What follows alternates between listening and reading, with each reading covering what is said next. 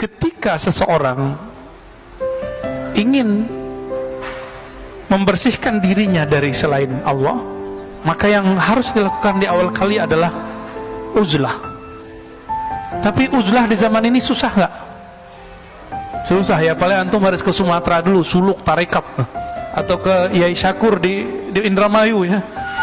Udah ribet hari ini mencari tempat suluk, tempat beruzlah, sudah susah. Maka yang bisa kita lakukan terutama di keramaian kota sekarang adalah al-khalwah, berkhalwat. Jadi tolong setiap hari, setiap malam menyempatkan waktu bersama Allah sebelum subuh atau sebelum tidur, hatta walau rubu' sa'ah ya, walaupun cuma seperempat jam, kalau bisa setengah jam, kalau bisa 1 jam. Ngapain? Ya zikir Quran, zikir Quran, zikir Quran, zikir sholat. Udah gitu aja, nggak ngapain lagi. Kita sudah tersita lama dengan handphone. Katanya anti Cina, tapi handphonenya Cina ya. Anti Amerika, handphonenya Apple. Jadi ternyata bukan itu masalah kita. Masalah kita, kolbunya anti selain Allah atau tidak. Itu masalah kita. Mau di tangannya Apple atau Oppo. Oppo bahasa Jawa kali ya. Tapi hati-hati teman-teman, ketika orang berkhalwat dan beruzlah. Jadi saya nggak mau gaul sama orang, itu namanya beruzlah juga. Ada orang beruzlah, tapi dia merasakan orang itu jahat, saya baik, saya harus menjauh darinya. Orang seperti ini disebut dengan mutakabbirun. Ini orang uzlah, tapi dalam dirinya itu setan. Setan uzlah, jadinya begitu.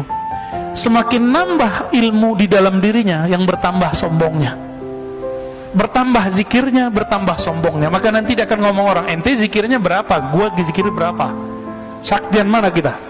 Nanti ngomongnya gitu pak, adu ma'rifat kita. Emang ma'rifat apaan sih, kok bisa diadu-adu? Ma'rifat gak bisa diadu pak. Yang bisa diadu nih, ini bisa diadu nih ya, isi otak bisa diadu, yakin bisa diadu, ma'rifat gak bisa diadu, karena langsung ma'rifat itu yang disebut al-haq. Jadi kalau antum baca Al-Quran, al-haqqu min rabbika fala takunanna minal mumtarin, al-haq dari Allah itu ma'rifat, artinya pengetahuan yang pasti itu hanya dari Allah. Maka jangan pernah ragu, dan itu pintunya cuma satu, al-bab al-muhammadi, yaitu pintu Rasulullah SAW. Maka yang tidak melewati jalur kenabian tidak akan sampai kepada al-ma'rifah. Ma'rifatnya semu, saktinya semu, alimnya semu. Alim di sini kena stroke habis pak, bener gak? Antum mau banggain hafalan, kena stroke habis, nggak bisa ngapa-ngapain, nggak bisa membanggain ini. Banggainnya harus ilmunya ilmu qalbu. Maka dalam Al-Quran selalu kalimatnya lahum qulubu ya'qiluna biha, mereka punya hati yang mereka berakal dengan si qalbu.